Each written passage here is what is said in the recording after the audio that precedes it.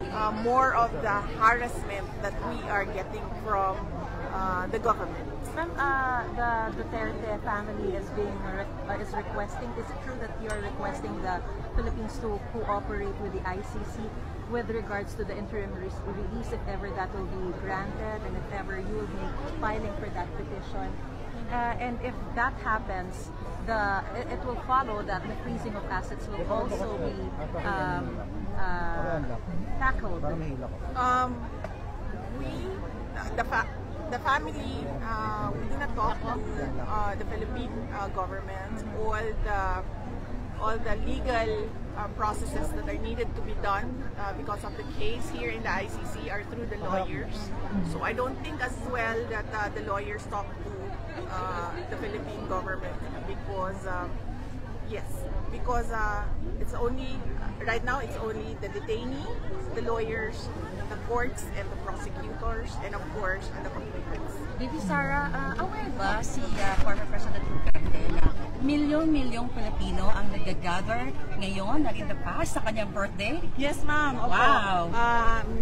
Pinadala po namin kanina sa abogado yung pictures ng Davao City. Dahil kasi yun lang yung meron akong pictures, but ang naintindihan ko, buong Pilipinas ang nagsiselebrate ngayon ng birthday niya. Buong mundo.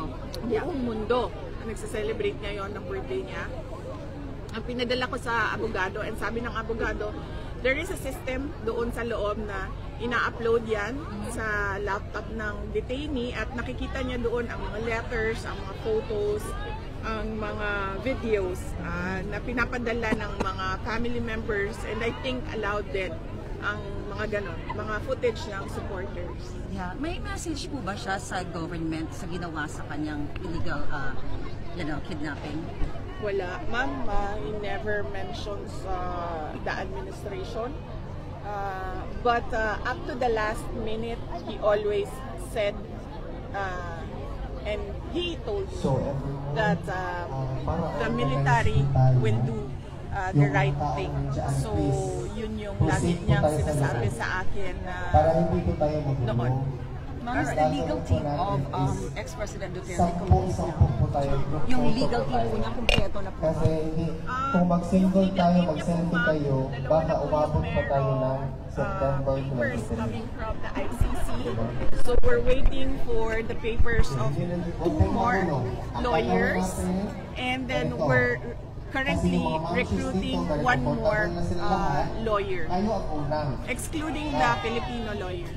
And the prosecutor has filed his evidence, 181 pieces of evidence. Have you seen that? Do you know what's in there? No, I have no access to that. Only the lawyers can discuss circumstances surrounding the case. Ma'am, the possibility, for example, of an interim release, the possibility of not bringing him to the Philippines because the Philippines is no longer a state party to the Rome Statute. What are your thoughts about it? If ever that will be granted and he will be sent to another country for him to be released there? Well, I do not know. I do not know right now what will be the terms of an interim release, if at all there will be an interim release. But I understand that is one of the items that the lawyers are thinking about and discussing, but the details of that you need to ask the lawyer on what their ways forward with regard to that Article 60 of the Rome Statute. But will you be applying for interim release? Can you confirm that? And how soon? Well, you have to ask. You have to ask the lawyers because I am only part and in charge of organizing the team. I understand. I do not talk to the client about legal strategies. I just organize the legal team, and then I take care of his needs inside.